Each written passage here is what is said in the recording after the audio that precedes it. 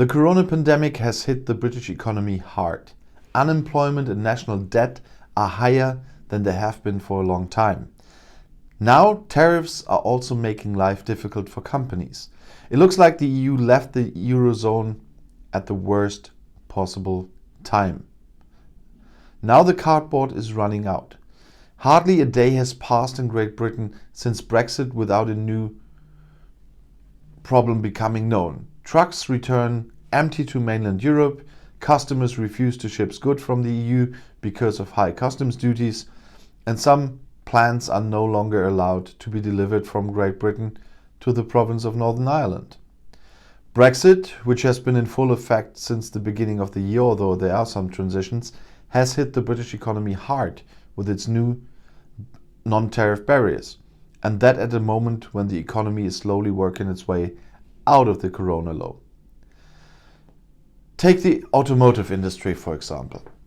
In 2020, production fell by 29.3% compared to the previous year, to the lowest level since 1984, as the SMMT Association recently announced, and I said that in a video.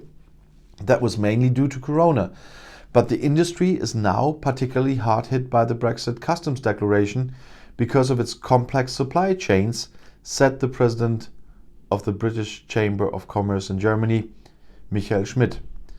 There is a whole range of components that go through the canal 3, sometimes 4 times before they are installed in the vehicle. That is a real issue because it has to be recalculated every time. This particularly affects trade with Germany because vehicles and car parts make up a large proportion of imported goods. As the German foreign trade company GTAI announced, the share of British goods imports from Germany fell from around 29% in 2019 to 25.9% in January and November 2020, and that's calculated on a sterling basis. Other numbers also give little cause for optimism. The unemployment rate recently rose to 5%, the highest level in 4 years. Economic output fell by 2.6%, mainly due to the new corona lockdown. The bottom line is that, according to an analysis, around 6,000 pubs, restaurants and clubs had to finally close in 2020 due to the consequences of the pandemic, 3 times as many as in 2019.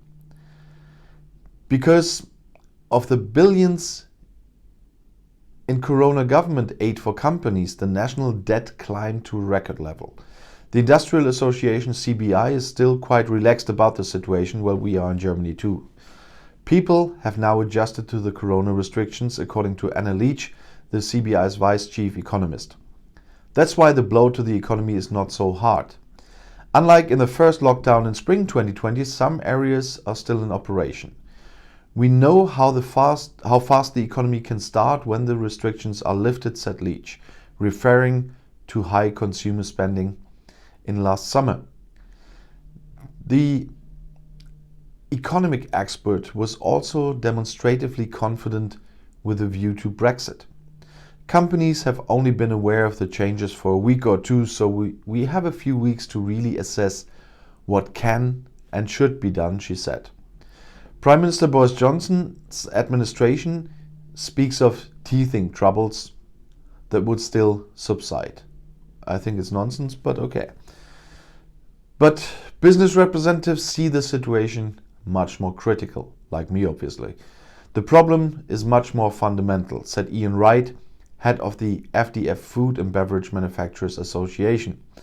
Many companies will stop trading with the EU because it is too expensive and time-consuming. Wright cites a large company as an example. They normally need 3 hours for the paperwork. Since Brexit, they have done it in a maximum of 5 days. One problem is that there are too few customs offices. The bureaucracy is 5 times higher, so there should be 5 times more customs offices. But there is not a single additional one, Wright says. Foreign trade expert Mark Lehnsfeld from GTAI emphasizes another problem. Small and medium-sized companies in particular are burdened by the customs border because the additional costs are allocated to a smaller sales volume than with large companies. Several UK companies set up camps in the EU to ease the additional costs and bureaucracy involved in doing business in the EU. In the UK media, company bosses were quoted as saying that the authorities in London had advised them to move. Ironically, despite all Brexit and Corona worries, Germany could oust the US as the UK's most important trading partner in 2020. The external trade in goods fell between January and November by 16.7% year on year to £78.2 billion, 88 billion euros. But trade between Great Britain and the USA fell even more markedly by around a fifth, by 20.6% to £77.2 billion. So Germany had more. But the end of the flagpole has probably not yet been reached, as we would say. Because of the Brexit, the volume of trade between Great Britain and the EU will continue to decrease significantly, predicts Andreas Glunz, Divisional Director for International Business at the auditing company KPMG. For example, Great Britain was the gateway for fashion, textiles, accessories and toys from Asia to Europe. That will definitely change now because of the rules of origin. Because there are tariffs on these things and they are not under the tariff-free and quota-free rule, because the rule of origin says that's not UK products. And so they will be far more expensive than they are now. And soon we'll reach my next live stream. That means tomorrow. And for this you still can ask questions on my community tab, so don't forget to do so.